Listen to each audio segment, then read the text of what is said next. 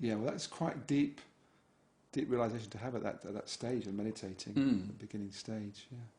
Yeah. And you were doing your TM twice a day for Yes. 20 minutes in the morning and in the evening. Yeah. And then the whole concept of enlightenment was introduced, the idea that an individual, by spiritual practice, by meditation and observing, certain routines and lifestyle, that those experiences can refine, and then there's a moving towards enlightenment, which is, my understanding of it at the time was that there'd be a point where all of those experiences would kind of join together, and there would be an eternal state of happiness and separation from the field of activity. So the consciousness that one resides in is actually experienced as separate from activity. So you felt that you as an individual, David, were moving towards a state called towards enlightenment. Something, yes, in time. And that's something that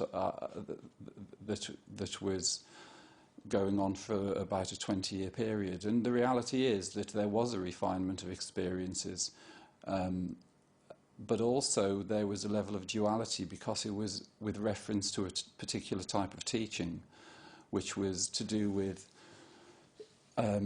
taking on board concepts and ideas and practices that were introduced by an apparent external person.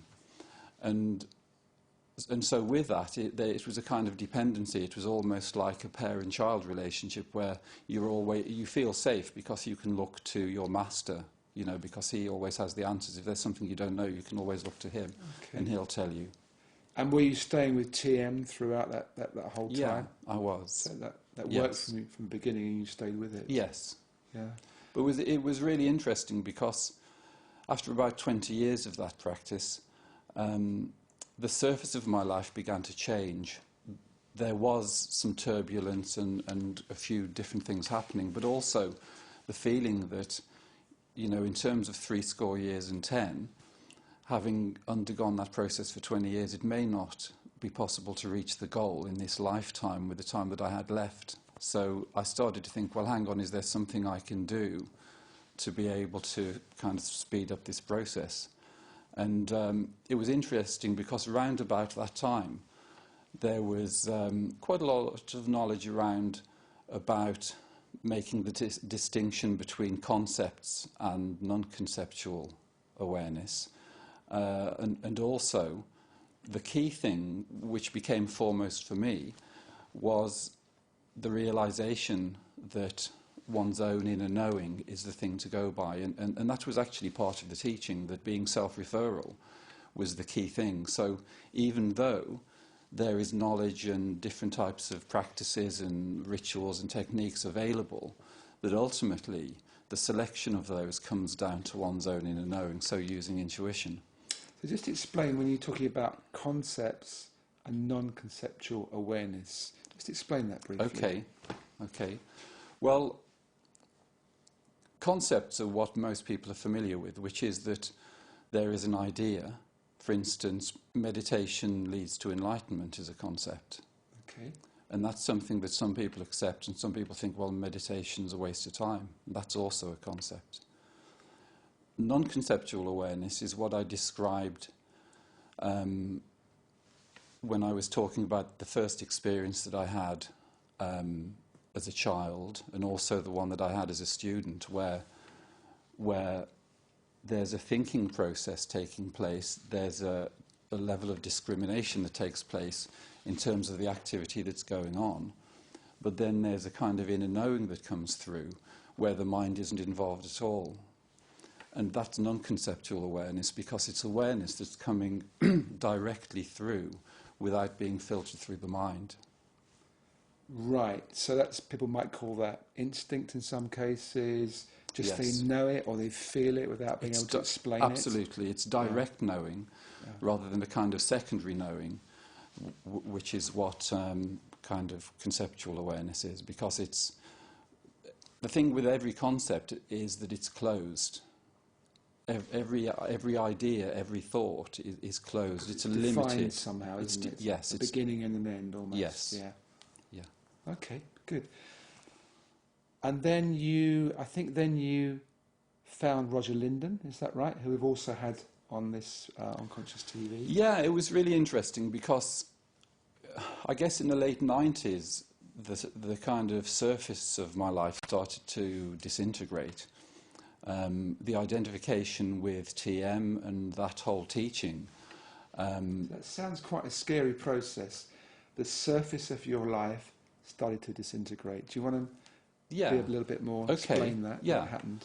Well, because I'd had great experiences with TM, it's something that I was absolutely fully identified with. So it actually came to an end because there was a realization that it was necessary to be self-referral. And instinctively, I felt that I had to go beyond that, whatever it took. I had to just go beyond that. And it was a really scary space because the relative securities we have, you know, things like our family, our religion, you know, our work, the things we know, is the way human beings try to generate a level of relative security. But actually, there was something deeper that was coming through where I knew I had to put all of that on the line. And so that's what happened. The kind of inner knowing that I had to kind of move into a new space of losing identification with spiritual practices and with particular teachings. And then, as a result of that, it was really interesting because very quickly there was a sequence of events where other pointers came in to make it very clear that the most reliable thing that we each have is our own inner knowing. Yeah, but it's quite brave because this had worked for you for 20 years or something, and you got to the point where you felt it wasn't working and you were prepared to let it all go and almost start again. There was...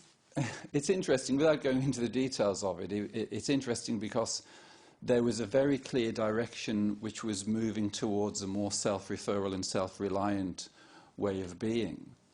But also there were certain conditions around the meditation practice where it wasn't really possible for me to continue in the mode that I'd been in. That the kind of introduction of my own kind of direction was something that didn't really fit with the meditation practice, because it tends to be with practices that they each have their own value, and for them to be completely coherent, that one has to be, you know, completely focused on that, because I think if you're kind of moving from one thing to another without a clear direction, then it can just become very confusing. So quite a few teachings are based on a kind of integrity that if that's what you're doing, that's what you're doing. Yes, absolutely. But I think it's a tradition in the East, probably more than the West, that you do change teachers after a time. You get to a certain stage and you find this is finished and you move on. Yes, yeah.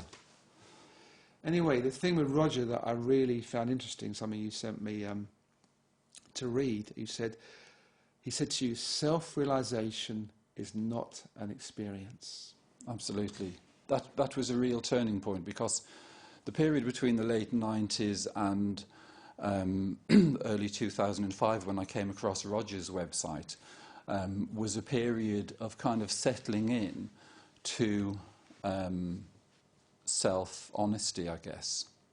But the trigger of seeing Roger's website was a real turning point, because I'd known Roger from years before, and I knew he was a TM teacher. He was a TM teacher. When we interviewed him on Conscious Yes. TV, he talked about that. Yes. And I knew Roger to be somebody who was totally reliable, someone who was totally honest and straightforward. So when I came across his website and he was describing self-realization, I knew that that was the case. He isn't somebody who would say that that had happened if it hadn't. So you read this on his website? Yeah.